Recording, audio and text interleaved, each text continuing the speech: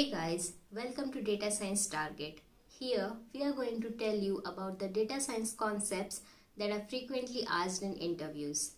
I'm your friend Devarti and I'm going to help you clear these concepts. So if you like our video, please give it a thumbs up and subscribe to our channel. If you have any query, please comment down below. So let's get started with our question.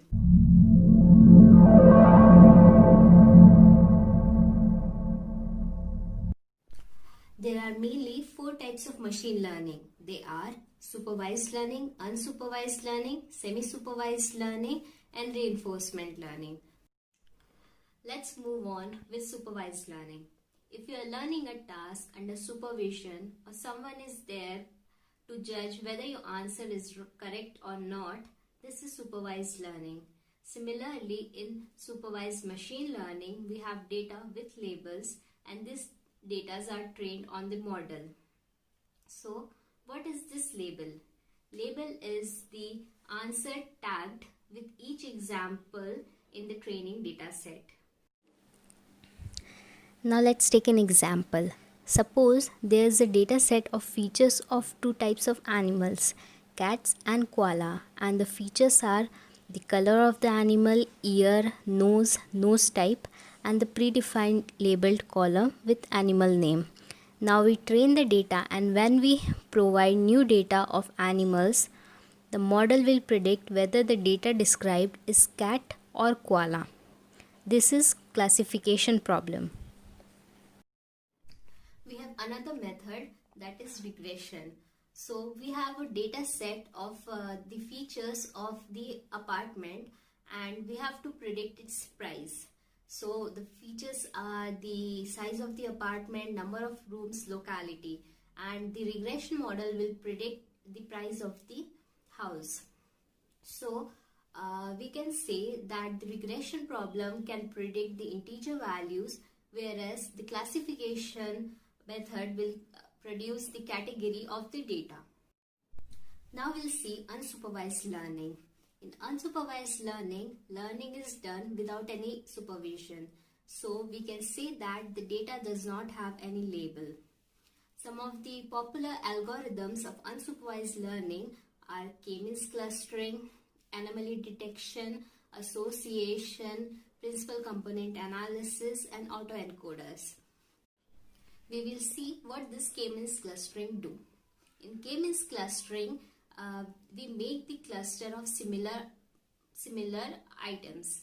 So we'll take an example of news articles. Suppose we want to categorize them into different categories like politics, sports, business, and with the help of K-means clustering, this can be done. In this, all the similar articles will be clustered in one group.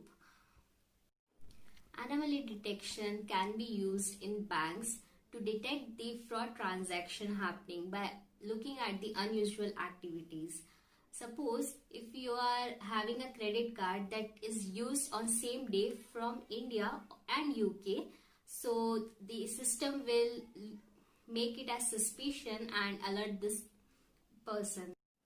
Association is you watching movie on Netflix and it will recommend you similar movies. Now let's see what is semi-supervised learning. In semi-supervised learning, we have both labeled and unlabeled data. This learning is usually used in the data sets where relevant features is very difficult to extract. So with this small set of the labeled data, we can easily predict the output. Now let's take an example of semi-supervised learning. This is usually used in medical images like CT scan or MRI. Here what we'll do is we'll take a trained radiologist and give him a small subset of data and ask him to label the data with the scanning image for the tumor or any disease. And with this small subset of labeled data, deep learning can easily predict the other output values as compared to the fully unsupervised learning. At last, let's move on to reinforcement learning. In reinforcement learning, we have an agent which will do a task. This task is called the action, and where the agent will be working is the environment. An agent will do an action, and if that action is correct, he will be given a reward, otherwise it will be given a penalty. So self-driving car is a perfect example of reinforcement learning.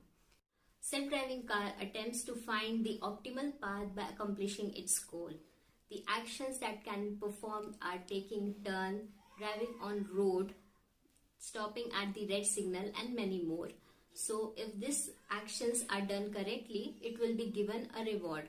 Otherwise, it will be given a penalty.